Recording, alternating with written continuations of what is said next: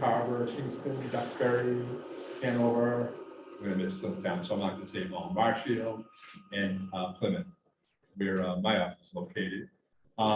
We have a health literacy subcommittee that the goal of the subcommittee is to improve health awareness and people's ability to advocate for themselves in healthcare situations.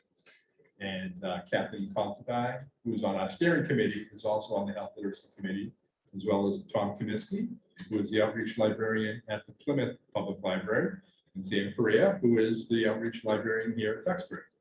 So I want to thank the Duxbury Library for hosting us tonight, and for Sam for hosting us on Zoom as well. Betsy, is it okay if we record? I meant to ask you. Oh, yes. Yeah.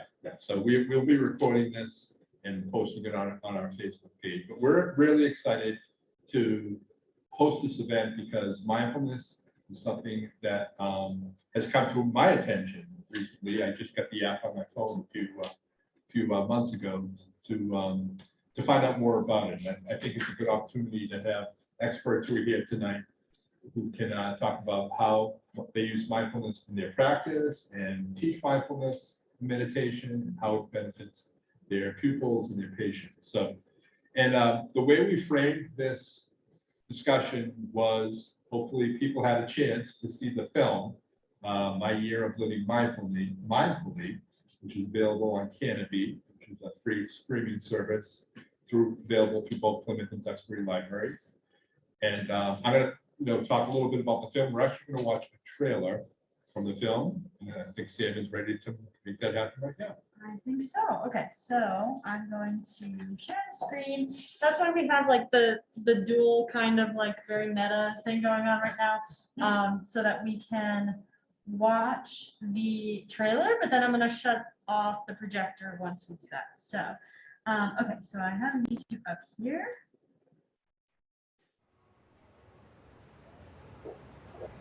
If economic affluence was a recipe for happiness, then the developed world should be about as happy as it gets, but it's not. I had started to research a new documentary on what can only be described as a mental health crisis. Every country in the world is facing and failing to tackle a host of mental health disorders. We are definitely in an epidemic of chronic stress. And if you think about depression as a recurrent problem, that means it's a 1 billion person problem. There's even more interesting data more recently suggesting that that might even be an underestimate. It's a kind of pharmaceutical madness. We have to act now. And we're just not taking it seriously. When I looked for a widely accepted, evidence-based recommendation for our mental health, the brain's equivalent of a 30-minute jog around the block, there was nothing. But there is one thing that ticks all my boxes. Why do you think that mindfulness has taken off? I think there's more than a hunger for this. As John Kabat-Zinn, I think, has said, people are dying for this. I'm going to do an experiment. My year of living mindfully. So we've already done this scan once, and now we're going to do it with the meditation. Okay. I wanted to show you this. These are my health records since I first got sick. And that's when I started turning to science. And my study was one of the first to look at whether you could use MBCT to treat active depression. There's a lot of interest in helping people develop their own natural capacities to heal. And if meditation can reduce inflammation, that's a really important finding. I am in one of the largest refugee camps in the world. I can't see how teaching people meditation is going to help. So basically, I left today going, hang on, why are we doing this again? My story isn't one of a miracle cure. I'm interested in learning to live with my life, whatever arrives in any day. It is the result of the training, not of coming from here and there, being a monk or not monk. This is irrelevant. The lessons in this really simple little thing are incredibly rich. And that's where the liberation comes in. That's where the insight arises. Now, out of the 17,300 or so genes that we looked at, there was something which came up.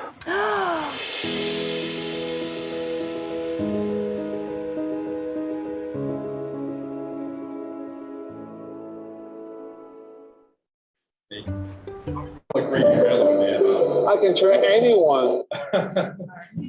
A surprise scene like that at the very end.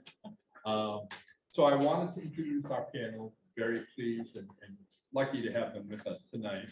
To my immediate left is Dr. Barbara Green. Barbara Green is on staff with South Shore Health System, having the founder and former chair of the Division of Psychiatry and Psychology. Sherry's still very active with the hospital system. She serves as the medical director of Youth Health Connection. She's been a program there for almost 30 years now. So Barbara is a friend of SSCPP, did a great presentation for our holiday meeting last December. And we immediately thought of Barbara because all she does around mindfulness and around improving behavioral health for young people and for families, for everyone as well, to be part of this discussion. So thank you, Barbara. Thank you. Betsy Hall is a meditation teacher with over 25 years of experience. She's studied with a renowned meditation instructor, Jose Silva. She's worked with Zen masters, Buddhist teachers, and Christian leaders. She leads walking meditations in the forest, in nature. She's going to talk a little bit about that. Did a little talk. She's a former teacher and guidance counselor, and she's also going to talk about how it's impacted some of her students over the years. So thank you for being here, Betsy. And last but not least is Barbara Ward. Barbara is the owner director for over 30 years, for 25 years of the Yoga Connection in Plymouth. And she's a psychotherapist for over 30 years, involved for almost 60 years exploring yoga mindfulness practice. She does yoga and mindfulness practice with the Plymouth Council for Active Living in Plymouth. And that's how I found her, because she came highly recommended by the activities director over there. So we have a pretty good spectrum, I think, of folks who are living mindfulness every day and working with their patients and pupils and students on how it can have a positive impact on them. So one thing from the movie that I thought was really interesting, if you did see the film, Shannon has some health issues, autoimmune disease and insomnia. I think she's diagnosed with lupus. And she wanted to find a treatment or a regimen that would improve her health, but she had some criteria for it. It had to be something that would fit into her busy lifestyle, something that was based in science, well-founded in science. And the key phrase for me, it was something that you could do anytime, anywhere, and it would work for anyone. So, Dr. Green, do you want to talk a little bit about that, kind of that concept of how mindfulness can be for everyone? Right, certainly. Well, thank you for coming tonight. It's really an honor and a privilege to be present and talk about mindfulness because, as Mike says, it's available. There's very little in life that is free, available 24/7, and works for all of us across the age span, from young children to those of us who are in our more senior years. So if you think about that, the application of mindfulness, whether it's individually or in groups or classes, I'm going to be talking a little bit about how I use it clinically in my private practice, how we're implementing it at South Shore Hospital and a whole colleague well-being initiative, and also how schools are using it. And if you haven't seen the film, I really recommend it because it really grounds what we will be talking about tonight in the science. I'm going to talk about it in general, and then we'll go through some practice this evening, which will be a treat with two such wonderful practitioners. But it is important to understand this is not just touchy-feely stuff.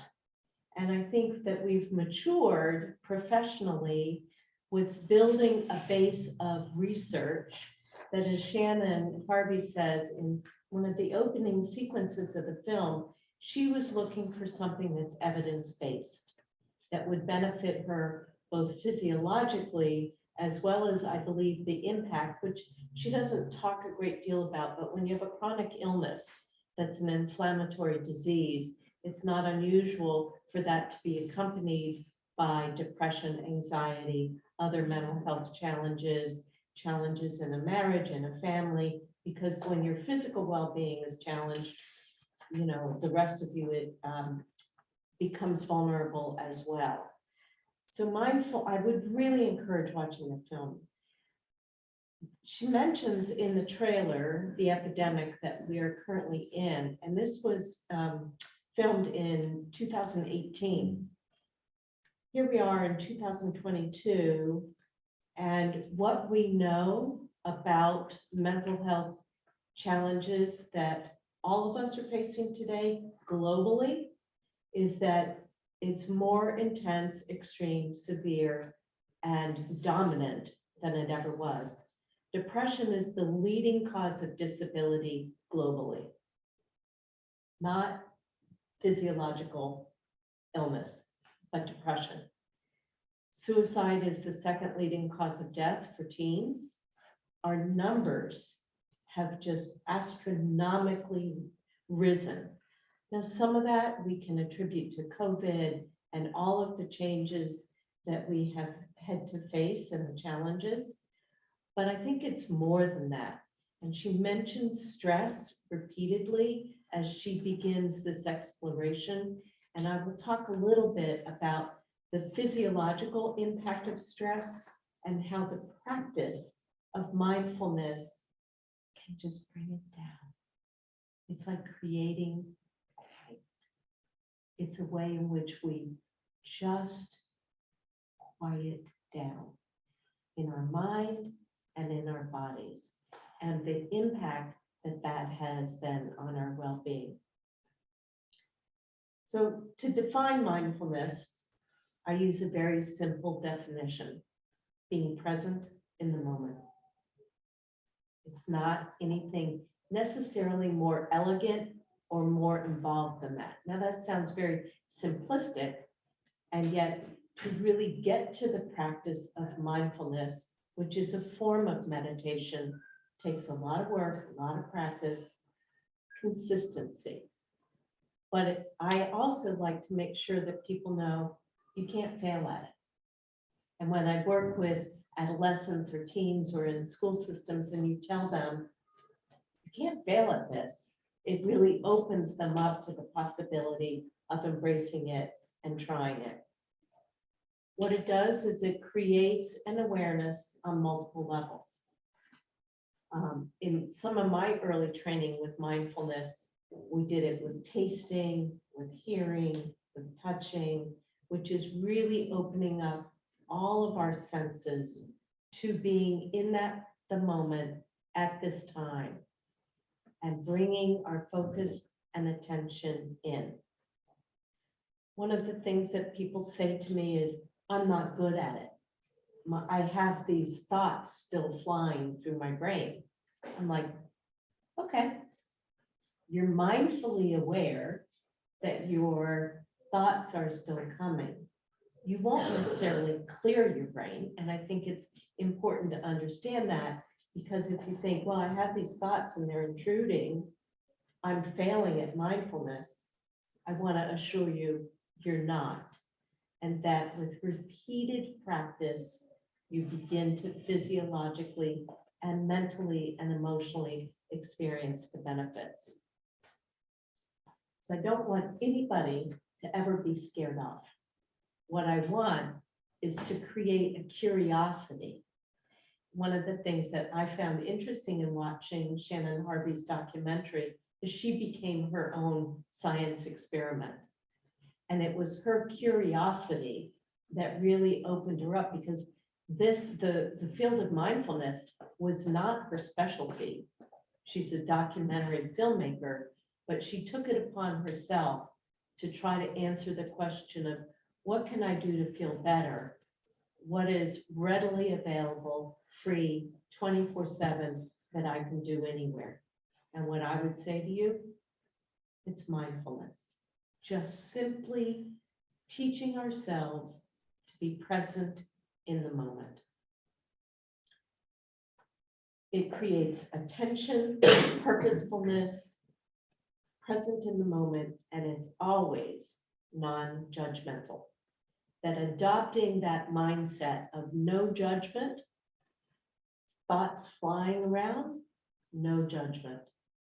Let it go, bring back your focus to your center. It really is what I consider to be the ultimate foundation and core principle for well-being. We know movement matters, how you eat. We know sleep is extraordinarily important. We know connection's important. We know that nature, forest bathing is important. We know creativity. There are many, many aspects, reduced alcohol and substance use, that are key pillars of a lifestyle of wellness. But mindfulness really is what I consider to be, at some level, the foundation from which we build everything else to make ourselves live better and feel better. I mentioned it's 24/7 free, no age differentials. I think this is important also, no cultural deterrence. When Shannon Harvey in the film visited the Syrian refugee camp, and I would hope someone is helping the Ukrainian refugees similarly today. Refugees go through PTSD. It's just horrifically traumatic moments in their lives. But Muslims doing meditation, mindfulness, wait, I thought that was Buddhist. No, it's presence in the moment. So to eliminate, to put something in this category of free, 24/7 available, no matter where you are, no matter what your age is, and no matter the cultural context, is remarkable. I don't know anything else that checks off all of those boxes.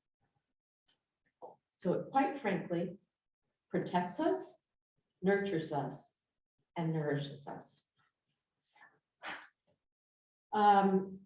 So what is the practice? Barbara and Betsy will walk us through and guide us through some experiences, but it comes down to, in essence, noticing deeply. From that, we then respond wisely to what we begin to feel and know about ourselves and enhance our understanding of our subjective well-being. So it's, in essence, we begin to turn that dial from automatic default mode to intentional. And when we go from life being this automatic flow where we're not tuned in to intentionality, we bring our power back to ourselves to be more deliberate about what we're feeling, what we need, what is making us feel that way, and what can we do about it. Some of the benefits, and again, the data and the research on this, and we have people who are dedicated to this practice. One of them actually is here in Massachusetts, John Kabat-Zinn. He's really internationally respected and well known. In the film too. Yeah, he's also in the film, absolutely. Really grounding this, as I mentioned before, with data and research. So here's what we do know, that it increases our ability to emotionally regulate. If you think about that, whether it's in a refugee camp with PTSD or in a high school setting where they're back in school having missed time and dealing with stressors and depression and anxiety, to regulate, to gain that intentionality over how we manage and regulate our emotions is really important. It reduces our stress. Stress, when we're stressed, we're pumping cortisol. When we're pumping cortisol, we're setting off a cascade of physiological responses that over time have impact. And what we can do with mindfulness is turn that volume down so we reduce the cortisol pumping. It reduces anxiety, it inspires and increases and improves thinking and memory. It improves social connections and availability, which Ned Hallowell, my good friend, refers to as vitamin C for connection. It improves our immune system, which is very important, and bolsters it. It strengthens it and it bolsters it. And it can quite literally change our brain functions. That the way in which it reshapes the neural pathways and rewires. So those, what fires together, wires together. What wires together, fires together.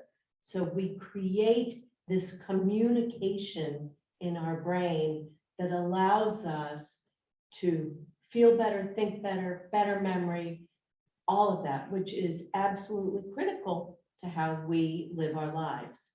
Physiologically, we know that the amygdala and the hippocampus are impacted with a practice, a strong practice of mindfulness and meditation. So my work, I'm very lucky. I have a strong clinical practice, and then I also get to work in organizational settings, public, private, independent schools up and down the South Shore, and at South Shore Hospital and other organizations. I want to talk a little bit about two programs that I've been involved in, currently am involved in. One is a school application, and one is an organizational application of mindfulness. Actually, I took a moment today, I'll pop this in.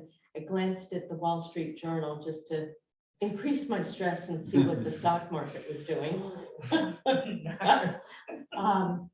And I saw a tagline for Chief Happiness Officer. I'm like, what? The Wall Street Journal? And, you know, I actually always read the soft news in the Wall Street Journal first, but so I took a moment to read it, and it talked about how companies really are recognizing and focusing on employee well-being. And Ernst & Young now has, as do other companies, a Chief Happiness Officer. Now, that term actually started with McDonald's. And it goes back to Ronald McDonald and, you know, clowns and happiness, although many children are terrified of clowns. But it really, it's becoming embedded as an understanding about the importance of wellness for employee productivity, for employee retention, for collegiality and collaboration among employees. And I will talk about our initiative at South Shore Hospital and how we're focused on this very intensely, sort of as an outgrowth of COVID. But one of the things that I've recognized in the nearly 30 years of work with Youth Health Connection and schools, K-12, is, and my dissertation was on adolescent depression also many years ago. What we know is actually suicide, as I mentioned, is now the second leading cause of death. It had been the third leading cause of death. So we are actually losing ground, which is extremely upsetting to me. But what that does is motivate me to find what we might do to make a difference. So in my work, and I'm a believer, I practice meditation and mindfulness. I started researching how can we bring this to schools and who is doing it and who has evidence and data on a school-based program that schools would say, okay, we'll try this out, because we all know it has to be evidence-based in schools. So I found a program in Chicago. It's called Calm Classroom. We didn't do a resource list, but maybe we can. Oh, yeah. Definitely send something. I think it'd be interesting. They have clips online, and it is available K-12. Does cost money, but Youth Health Connection and South Shore Hospital has been funding this for schools up and down our region. It is scripted. You do 2 to 3 times a day, 2 to 3 minutes of mindfulness. And what we're seeing as a result of the implementation and introduction of this in the schools is that teachers are now shifting to how they use it naturally, even, for example, before a test. You know, kids are sitting there and they're gripping their pens or on their computers, their whiteboards. Teachers are now starting to say, close your eyes, we're going to breathe, and then you'll take your test. The beauty of this program is it's easy to implement. And we all know that in a school-based endeavor, it has to be easy for people to do it, because teachers have too much to do as it is. And if you ask them to do one more thing, they pump cortisol. They get stressed out, obviously. So what this does is it's scripted and it's age developmentally appropriately targeted. Very few supplies. I see we have a singing bowl here. It comes with a chime and some other tools that they can use, but they don't need anything to do it other than this manual. We put them through a trainer. We have a train the trainer process now. So those who've been trained are training others and are mentoring them as they get more comfortable with implementing it. At the high school level, what we're encouraging is that once the students, the high schoolers, become comfortable with it, they lead it. So they take ownership of it, which we know for adolescents is extremely important and magnifies the possibility that they will continue using it and doing it, because it's the power of the teen-to-teen voice and peers leading peers. Some narrative illustrations of how it's benefiting. I've been in some classrooms and watched teachers are setting up little quiet spaces in the classroom. Doesn't take anything, a rug and a pillow maybe, some shelving or bookcases that might make it feel a little more private and contained. I've witnessed kids go and say, I'm going to the quiet corner. And they'll go in there 2 or 3 minutes, bring themselves back to center and get back to their desk.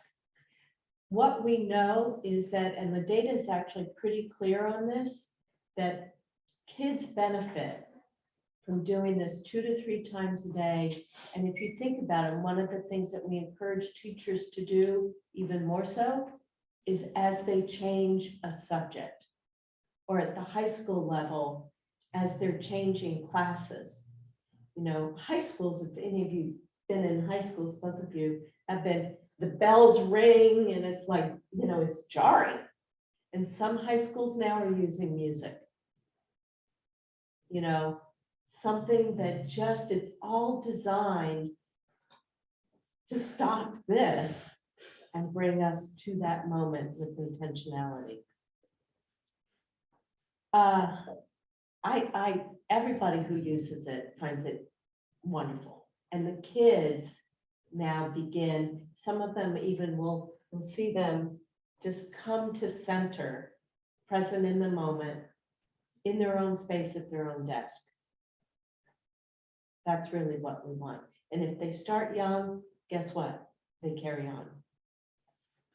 Our work at South Shore Hospital, no one is immune from what COVID has done to all of us globally. In the US, we just hit 1 million deaths. And the stress on healthcare providers has been nothing short of extraordinary. I've been on staff at the hospital for 30 years, and I have colleagues, both at the nursing level, at the administrative level, at the physician level, saying, I can't do it anymore. That the stress that COVID presented, we didn't know how to treat it. I mean, at least now the miracle of science, we have vaccinations and we have some treatment modalities and we know some things that work. But early on, 2 years ago, we did not. And healthcare providers have been assaulted, both physically, emotionally, mentally, with COVID being care providers. So what we have done, I'm just a part of this committee, I don't lead it. We have a wonderful psychiatrist leading it, Dr. Navarez, but it's a volunteer group who's come together with the endorsement from our new CEO, encouraging us to find ways to enhance colleague well-being. Because if we go back and you think about cortisol, function, concentration, attention, the physiological and mental impact that stress has, with people leaving the professions who are saying they're leaving because they simply can't do it anymore. It's too much stress. It's too hard. So we've been creating a broad spectrum, multidisciplinary colleague well-being initiative at the hospital. And one of the things that we do, we have meditation and mindfulness that we're offering. We have a quiet room. We talked about a quiet corner in a classroom. We have a relaxation room at the hospital. We offer yoga, we offer Reiki, we have therapy dogs that come in, nothing like a golden retriever to bring your stress level down. And it is a concept that's really designed to keep people feeling good, give them the skills they need, whether it's to go to a yoga class when they have a moment, or to be able, when they're leaving the bedside and go back to the station, the nursing station, to sit and breathe for a few minutes, just to come back to center. And what we're finding is that it's being extremely well received.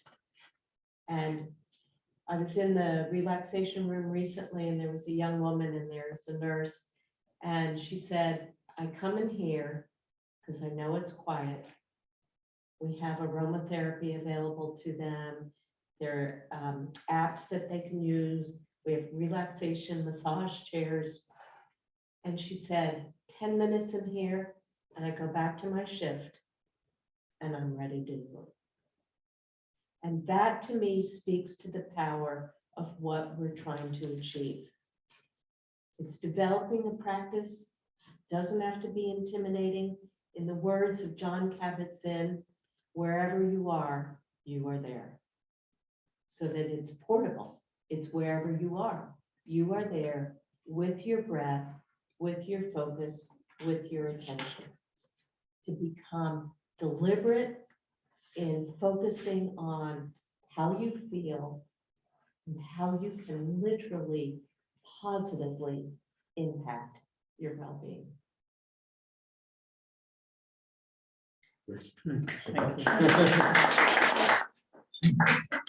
I think we'll hold off if folks have questions or comments. I want to make sure Betsy and Barbara also get a chance to present to us. And Sam is going to monitor the chat. If you're on Zoom and you have a comment or question, feel free to throw that in the chat. You mentioned resource list, and that reminded me another thing I forgot to say. Sam has put together a book list that is available at the table by the door, and some of the books are on display there. So please do make sure you take that home, and we will put together a resource list. If folks want to find out about Khan Classroom or other programs, we'll definitely get that out. So thank you, Dr. Freeman.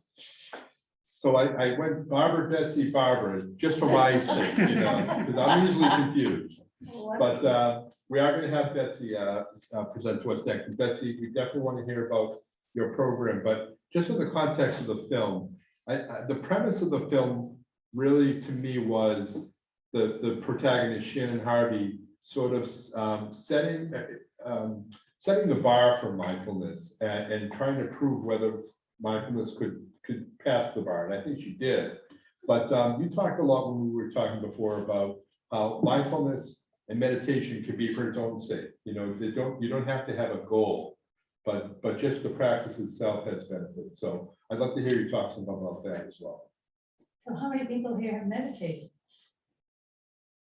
Great, so everybody has had some experience with meditation, which is wonderful. And it's wonderful that you're here tonight to learn more. How many people feel personally you've benefited from meditation? So that's great, yeah, that's wonderful. I certainly have benefited an astounding amount, and my husband also is a very dedicated meditator. So one of the things that my bio mentions is that I studied with Jose Silva. Jose Silva came up with something called Silva Mind Control. And I went to Texas and spent a month actually learning his techniques. And his techniques were very focused: increase intuition, teach yourself to fall asleep, so forth.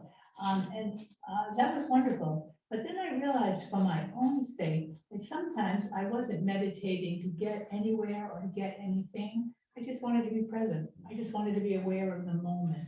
And so I realized that for myself, and as I teach meditation, I think of the things that happen through meditation as being extra, the kind of the bonus things, all the things that we can measure, all the things that we can talk about that are so wonderful.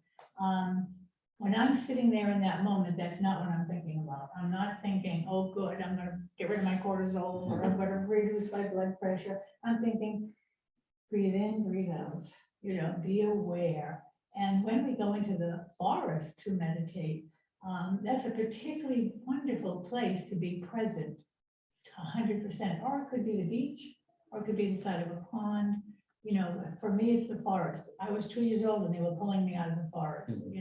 I just have always had this strong affinity for trees and forests, but that's not for everyone. So everyone, one of the things that I really strongly emphasize to the people that I teach is that you are the expert for you. You mentioned just as the experts, but I always tell all of my students, you are the expert for you. If a meditation teacher asks you to close your eyes and you're not comfortable with your eyes closed, don't close them.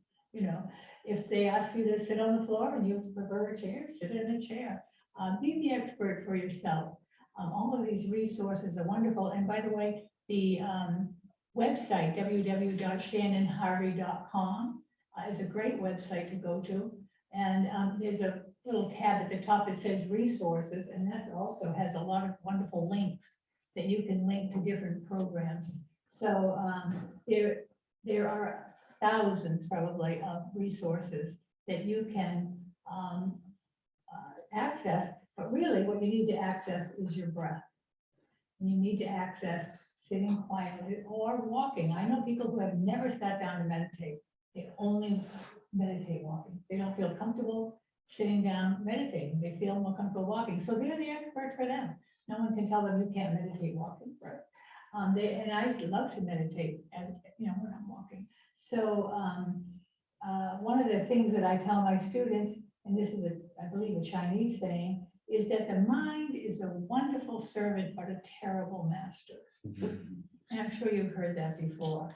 The mind is a wonderful servant but a terrible master. And what does that mean? That means if we allow our minds to control us, then we are just kind of being wrapped around and sent this way and sent that way. And so I'm walking through the woods and I'm thinking my sister-in-law shouldn't have said that, or I'm going to buy my mother-in-law, whatever. Mind is in control. Then I can go, oh, wait a minute, my mind's in control right now. Breathe. I'm going to focus on what's happening around me. So I'd like to do a 2-minute meditation with you right now, maybe 3. First of all, if you're comfortable closing your eyes, it might benefit you. And we're going to do 2 minutes. We're going to do 2 scenarios. So the first one's going to be the scenario where we're walking through the forest or on the beach. You put yourself in the place that you're happiest. And I want you to spend just 30 seconds thinking about the things that upset you. And then we're going to switch to being present and just compare those 2 states and see if you can identify when you've been in one and when you've been in the other. So we'll just start with, we've decided to meditate and we're sitting, standing, lying down, and the mind starts. oh my God, what is my boss gonna think? I never should have said that at work today. Oh, I didn't get that assignment done. I'm going to get in trouble with the teacher tomorrow. Oh, you know, my car isn't working properly. I can't afford to fix it. Shallow breaths, you know, tight shoulders. And then we notice, oh, look, what just happened? I went into stress. I'm going to go back to my breath. We let our shoulders drop. We take some nice deep breaths. And we become, if we're in the forest or on the beach, and I do lead meditations in both places, we become aware of the breeze on our face. Maybe the sun is out. We become aware of our position, whether it's our feet on the forest floor, or maybe we're sitting on the sand. And that awareness is mindfulness. We're intentionally being aware. So take some nice deep breaths and just imagine yourself in this lovely place. That's your quiet spot. And you can have this quiet spot at work because everybody has a restroom. And you can go into that restroom no matter how hectic it is at work, and you can just say, okay, 2 or 3 minutes, this is my quiet space. I'm just going to be aware of what I'm thinking and feeling. I'm going to take some deep breaths. I'm going to listen to the birds singing. Or I'm going to notice the way the leaves have a lacy edge. I'm going to be 100% as best I can present to my experience here in the forest. And I'm going to remember to breathe. Because one of the things we do when we stress right away is we stop breathing much, and we breathe really kind of a shallow way. So you open your eyes if you close them. And I just wanted you to feel the difference between the mind being the master and you choosing to be in control of your mind. So the metaphor I give my students is, imagine right in front of you is a river, and that river has just got tons of stuff flowing down. It just goes constant river of stuff. You can pick something out, examine it, look at it, and then put it back in the river and let it go. Or you can just not take it out at all. But once in a while, something's going to jump out of that river into your lap, right? That's your mind, right? Your thoughts. Something is going to jump in. You breathe it away when we let it flow away. And that's when we are in control rather than our mind. Do I have times when there's something so dramatic for me that I really have a hard time letting it go? Sure. You know, I'm human and you're human. And meditation is not magic. As you experience, meditation is a practice. And being here tonight will encourage you to deepen your practice, because you'll hear things that help you to deepen that. I really got into deep meditation when 2 of my high school students got into drugs and alcohol. And actually one of my sophomores came to me and said, Mrs. Hall, I'm a heroin addict. Wait a minute, you're 14, right? How can you be a heroin addict? How could you get heroin? It's so expensive. And also, I think cocaine was in her repertoire. So she said that the woman she babysat for was a cocaine dealer, and in order to, she's paid her, probably paid her with the drugs. And I was just unbelievably shocked. This was way back when nobody was even talking drugs.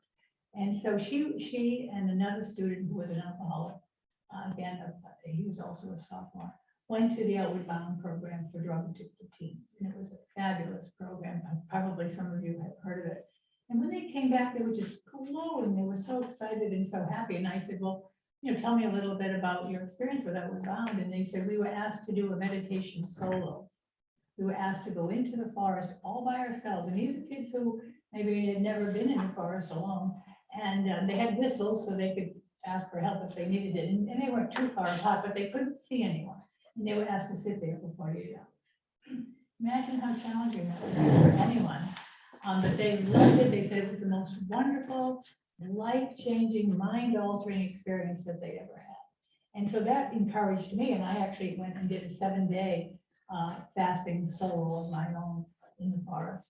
And it was wonderful. It was, you know, very, very wonderful. And meditated for 7 days, you know, by myself, because I was just so inspired by them. So I want to encourage you to think in terms of, rather than a practice that's like, you know, we clench our fists and we make this happen. I want you to think of wonder and awe and delight and joy and openness. Just your chest.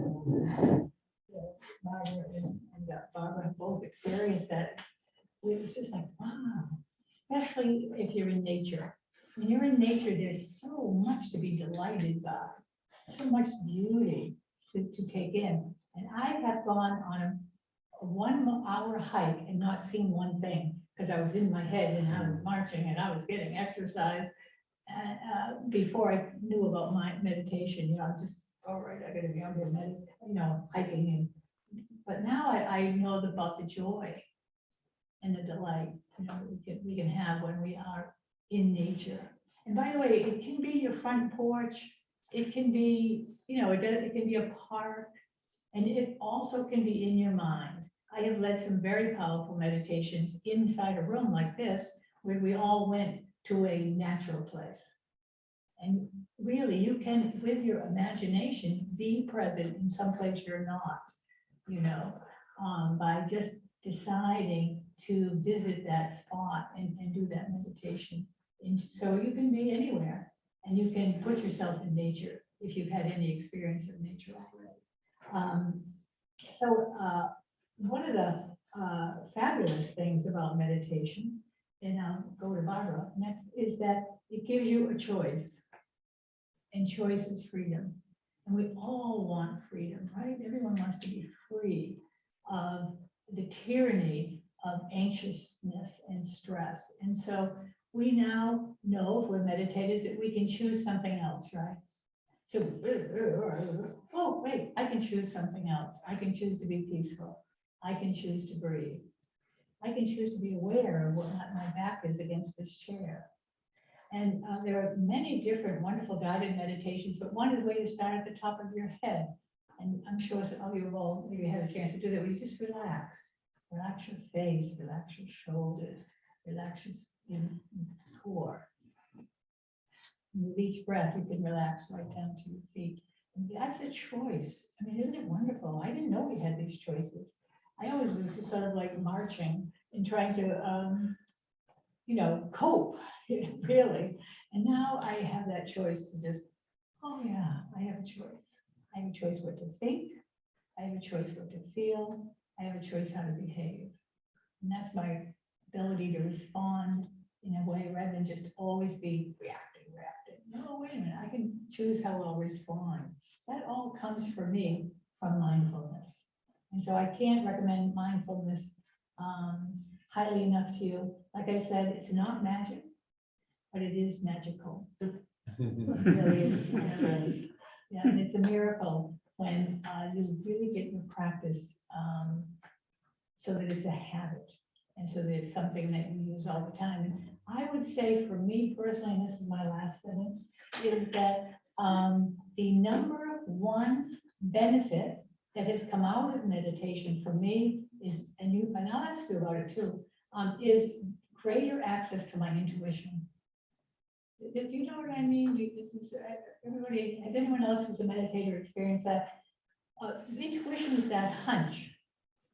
I should go here, or I shouldn't buy that car. And I find for myself that I'm able to listen to those sort of little voices that say that person's not trustworthy, or whatever it is. And so I think that you could look for that, not expect it, not feel like a failure if it doesn't happen, but just try to notice, am I paying more attention to the feelings I get about what's appropriate for me, or what would be fun for me, or so forth. So that's what I have to say. Great. Thank you so much. So Barbara, yeah, so I'm just blown away by all of this, and I feel like I'm like the cleanup person. And so many things that have been said would be things that, well, first of all, I'm accustomed, I've been doing this, my meditation remotely, so I'm usually in my robe and slippers. So sitting here in front of you dressed is kind of a strange experience, really.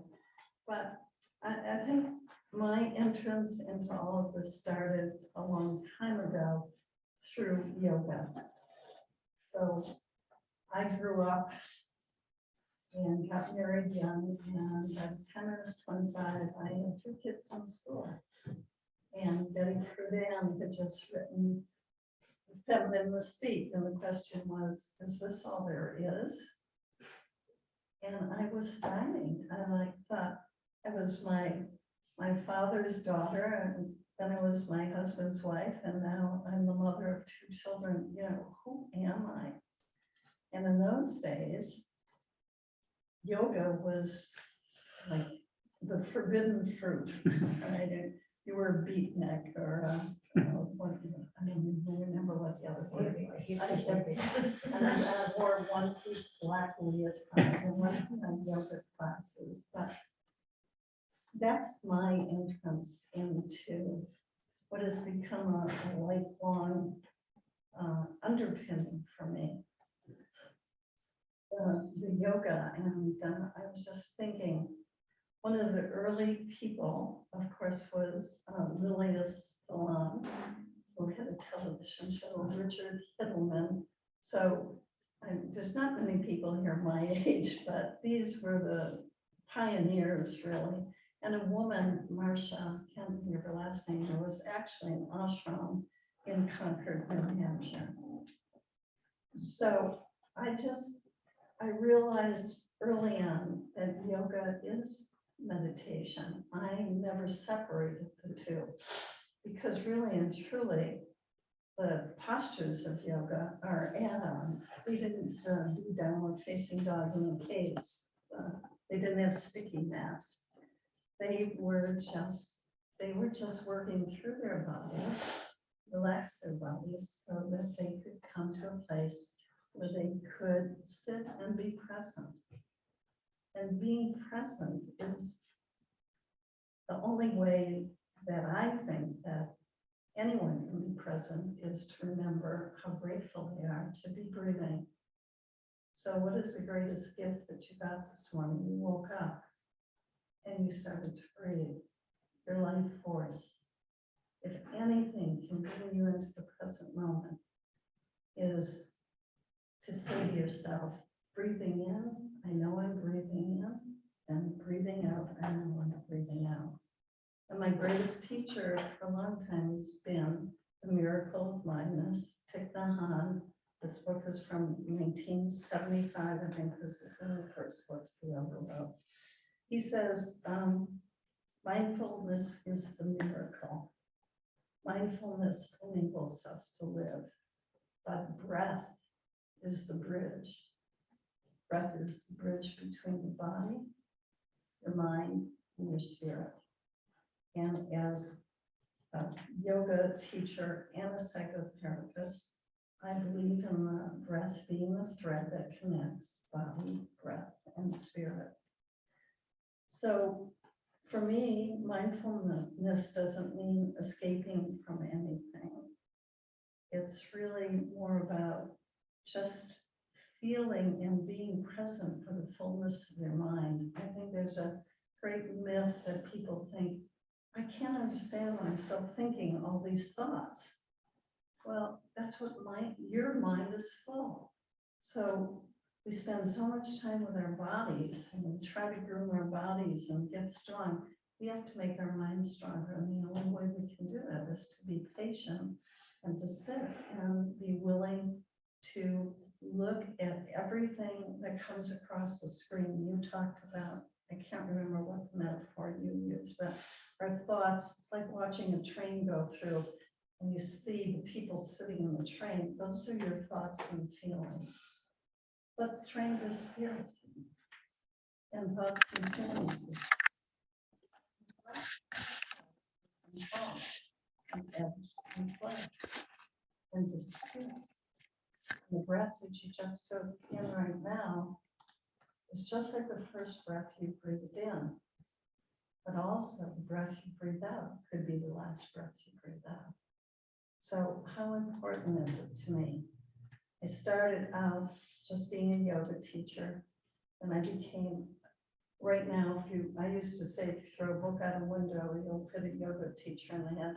But now I say, if you throw a book out a window, you'll hit a meditation teacher in the head. But they are one and the same, really. And it's a spiritual practice. It's not a religious practice. So I think that instead of thinking about all the other things I wanted to say and do, I'm just going to do this.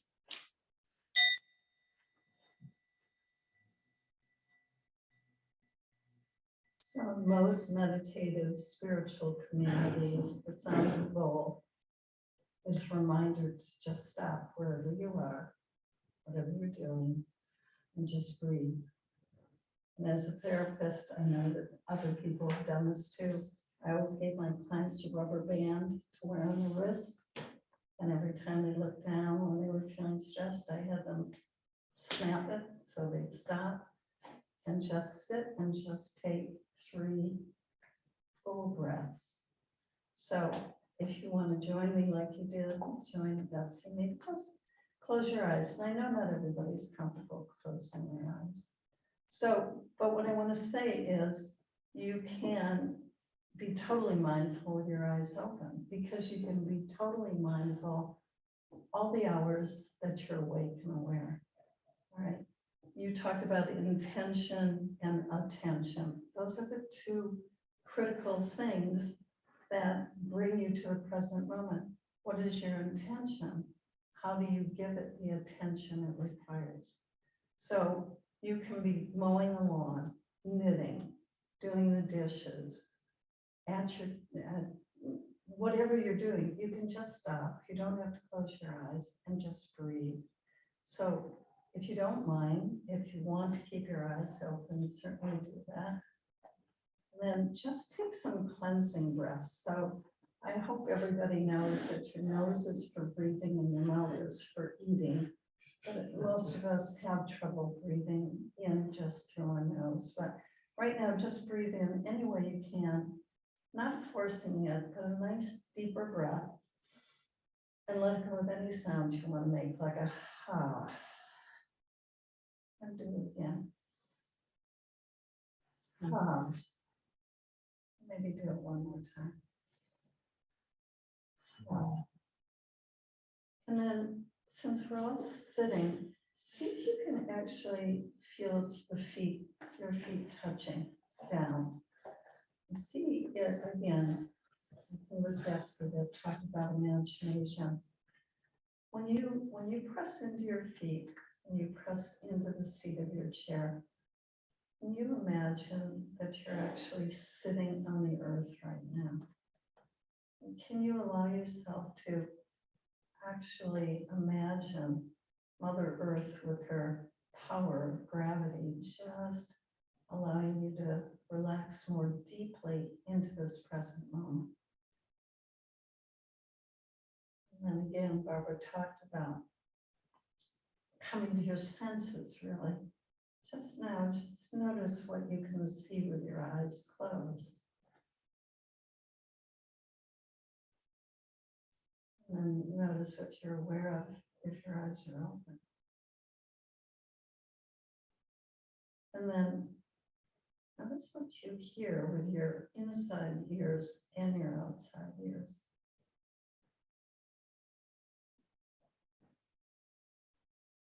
And then notice what you taste in your mouth. Maybe you had dinner, maybe you still taste the toothpaste from brushing your teeth. What is your sense of taste right now?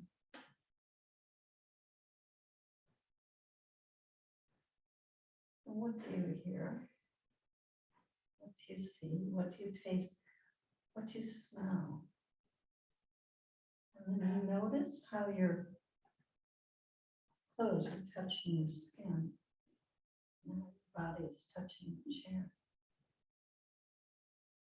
Just awaken aware, eyes open or eyes closed, with whatever sensations you're aware of. And then very gently, maybe bring your left hand onto your heart center and bring your right hand onto your belly. And then notice where you feel beautiful sensation of breathing. You might feel your belly rising and falling. You might feel your chest rising and falling.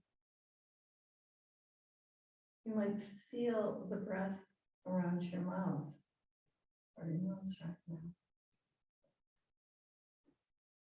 And then these are Thich Nhat Hanh's words, but tell yourself right now, breathing in, I know I'm breathing in. When you breathe out, tell yourself, breathing out, I know I'm breathing out.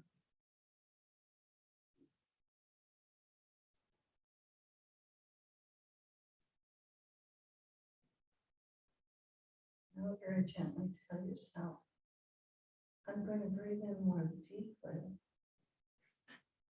and I'm going to breathe out more slowly.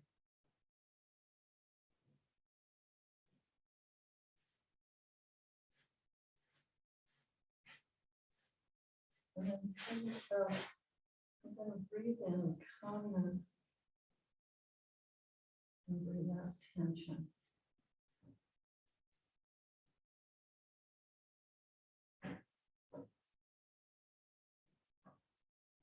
And then tell yourself, I am breathing in peace, and I'm breathing out in peace.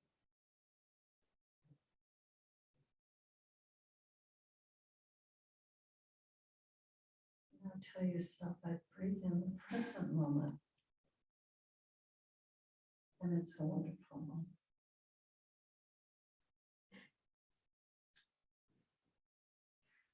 You begin to feel how the breath just rises and falls, ebbs and flows. Some people feel their breath almost like a gate swinging back and forth. And you realize how the breath appears and disappears. Just like thoughts and feelings rise and disappear. So yes, the mind is a chattering monkey. But we don't have to buy into it. All we have to do is witness it. Witness it like we witness clouds in the sky, as they just disappear as we look at them. Watch the bubbles in a fast-moving stream and realize how quickly they move away. The breath is key to the present moment. When we follow the breath, there's no time to stay in the past, and there's no need to go to the future, because everything that you want and need is right here, right now. You breathe in peace, and you breathe out peace.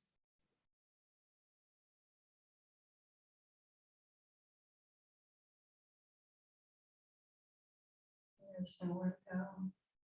There's nothing to do, and the only time is now.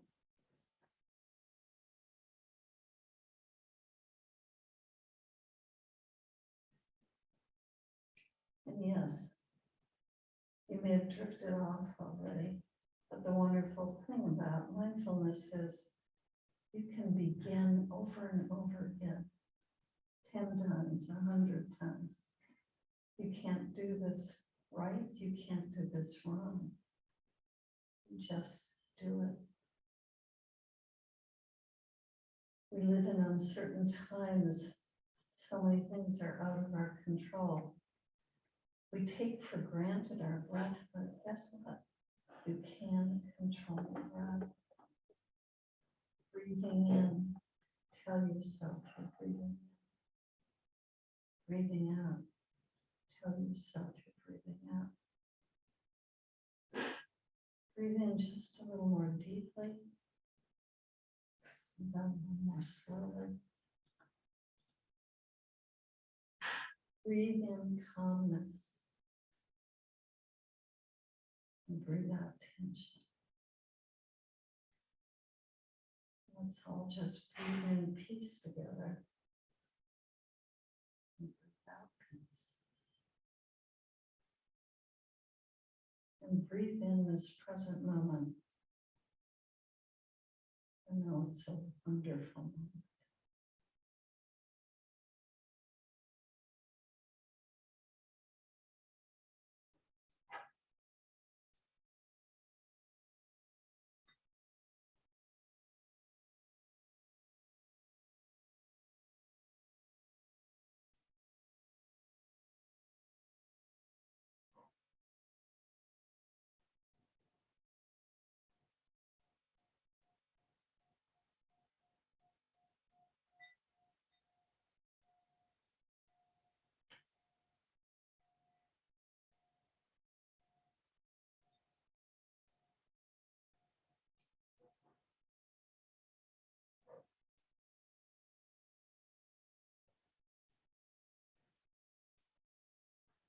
I wanted to take the liberty of just sharing this poem with you by John O'Donoghue, the wonderful former priest from Ireland who died way too young. It's called For Peace, and I thought because of all of us living in uncertain times that there's a message here for all of us.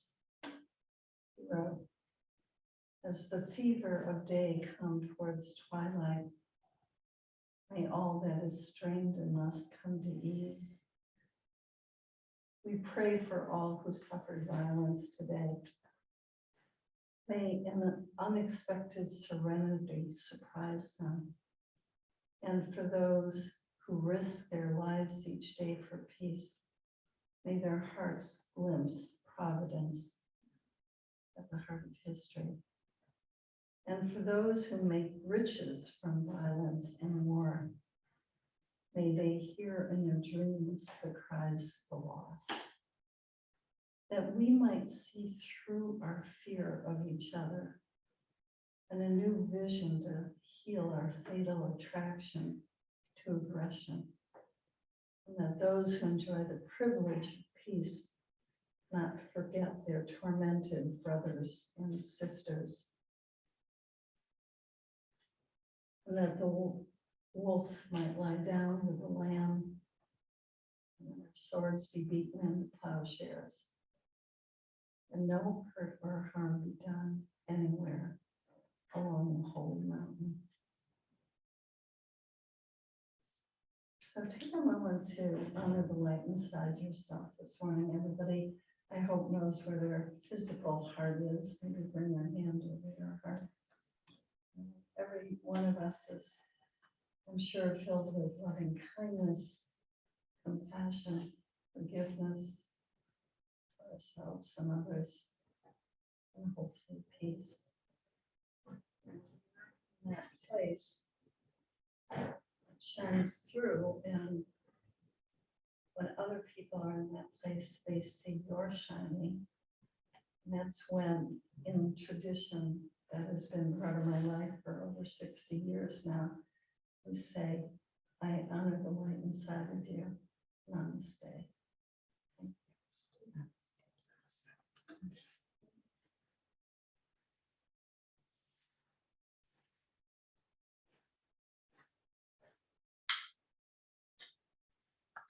Thank you so much. Thank you. It's an honor to do it. I'm going to do just a little self-promotion here, but it's free. I made, I've got some CDs. I know people probably don't even play them anymore, but you can download them on my website too. But have any of you ever practiced yoga nidra? So nidra is the word for sleep, the Sanskrit word for sleep. This is a yoga nidra practice. And if you have trouble sleeping, because sleep is a real important pleasure, there's some free copies there too. You can just download them. Thank you. Thank you. And you get it off my website too, which is PlymouthYogaConnection.com. And what I didn't mention is that I do I've taught classes in person at Council on Aging in Plymouth. Now I do 2 Zooms. One is called Breathing Lessons. It's only a half hour. It's on Tuesdays from 11 to 11:30. And then I do a mindfulness, but you know what? They're one and the same, except that different people come to the breathing, but now they're coming to both. So, and I don't charge for it. I ask people to maybe make a donation to friends of the Council on Aging or donate something to the Ukraine. And how does one register for that? They have to call the Council on Aging and just give them they want their birth date for some reason. I don't know why. Everybody wants Usually I'm the oldest person anywhere, and I think I'm still the oldest person here today. So yes, please join me, and thank you. Thanks so much for giving me the opportunity. And it was just I learned so much from Barbara and from Betsy, and Betsy is actually, I do solstice celebrations on my beach in Plymouth too, and everyone's invited for that. We do labyrinth, we draw it on the beach and people come, and we have a little shaman fire that ceremony that we do, and then we walk the labyrinth. So if you go on my website, you'll see the dates for that. Can you and that's repeat great. again? Plymouth Yoga, what was that? The Plymouth Yoga Connection. That PlymouthYogaConnection.com? Yeah. PlymouthYogaConnection.com. And my cards are also ready. And one of my lovely teachers is here. I had a question, actually, Barbara. You talked about Calm Classroom, and I have to say, I have a 3-year-old nephew who I watch a few mornings a week.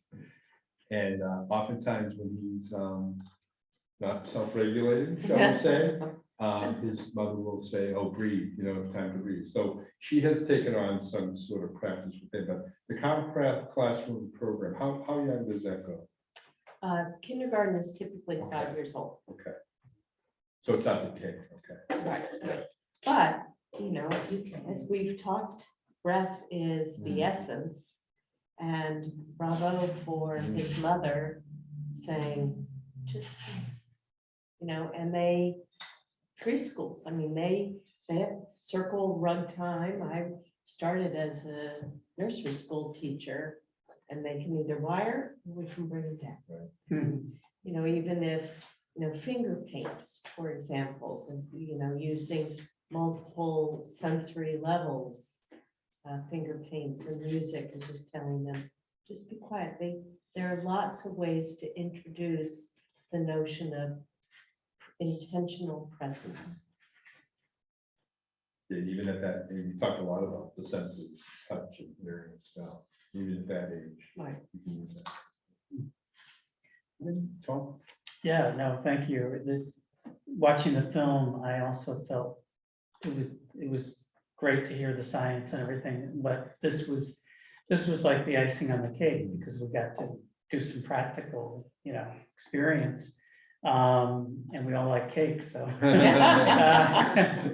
maybe too much. But no, it makes me think about how we can incorporate it in different ways in our libraries, you know, and that kind of thing. And yeah, we did yoga in Plymouth Library, which was a really wonderful connection of right, you know, the words, the books, and the yoga. And even in the story times that we do, or you know, there's different ways of doing it. As librarians, we think of these things and always coming up with ideas.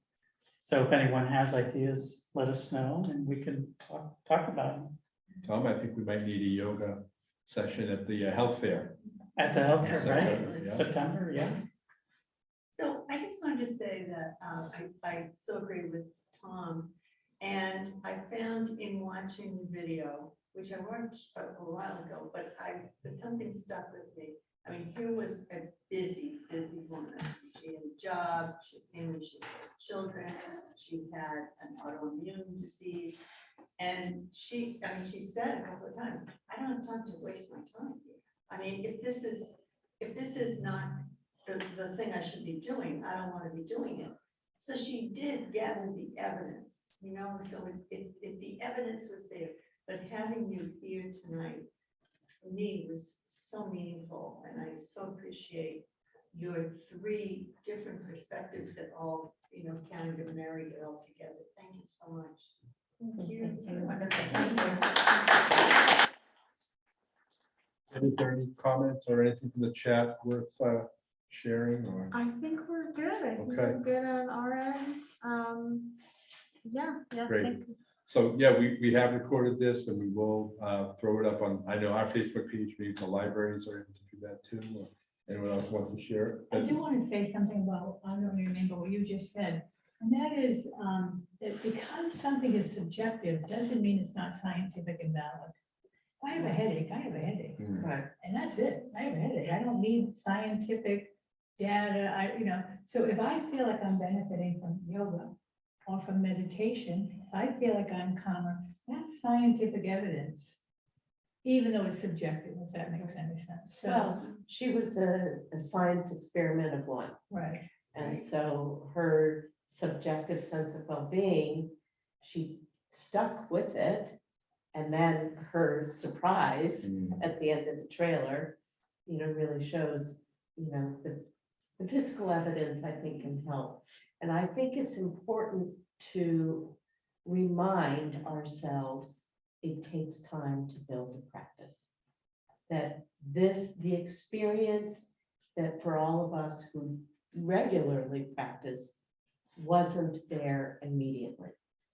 And I say that because people so often will say, it's not making a difference, and they'll kind of put it to the side. And I really like to encourage people, stick with it. But practice doesn't make perfect, and that's the whole thing. I always say, I think it was Pablo Casals, was like 94, and he said, you know, how's it going? He said, well, I think I'm getting better. So, you know, there's no end game here. Right. I don't even like to call it practice. It's because you don't have to sit here like we did with the bowl and everything. You can be doing this. It's conscious awareness. It's, you know, stay awake and aware. Right. Sometimes I say to people, you're driving in a car, come to a red light. Use it to trigger your breathing.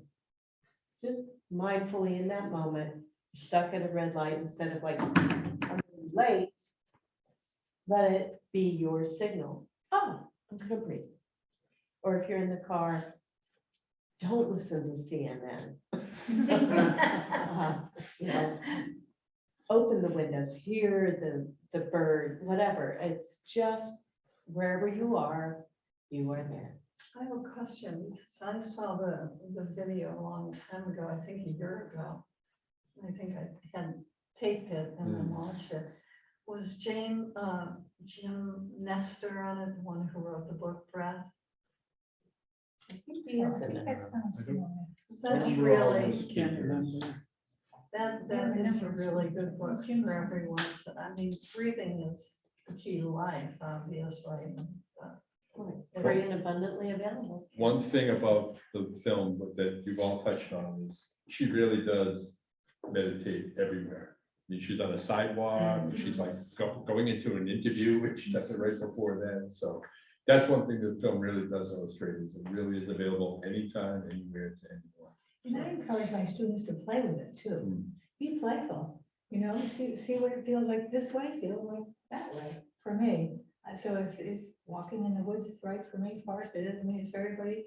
People can be playful with it while you're washing the dishes, as Barbara said. You can sort of just play with, oh, what is this gonna feel like?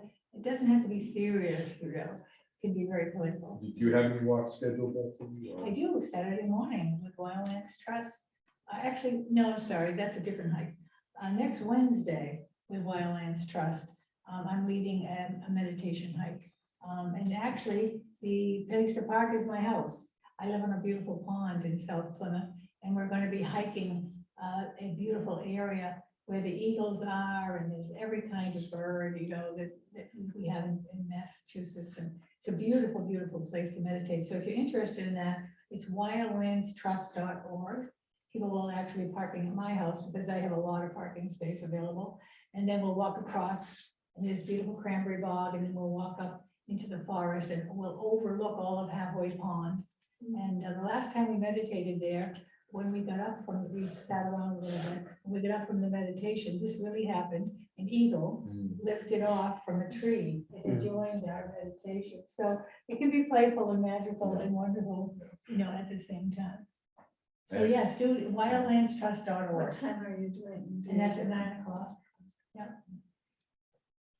Bring your own repellent.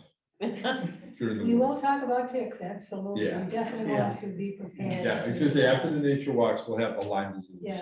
That'll be our next camp. We'll have the And I always bring stuff out if people didn't bring stuff with them, so they can Yeah. spray their shoes, because that's where most ticks come from.